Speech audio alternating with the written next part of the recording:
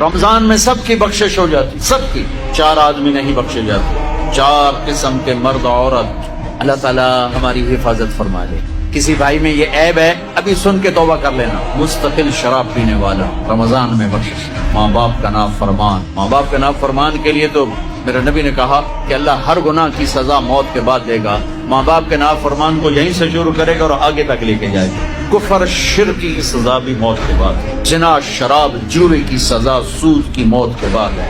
ایک گناہ ماں باپ کی دل آزاری، دل دکھانا، اللہ یہاں سے یہ سزا شروع کرتا ہے اور آخر تک پہ چلاتا ہے۔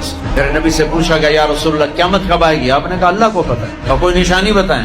کہ جب ماؤں کو ذلیل کیا جائے گا قیامت آئے گی۔ تیسرا کون ہے؟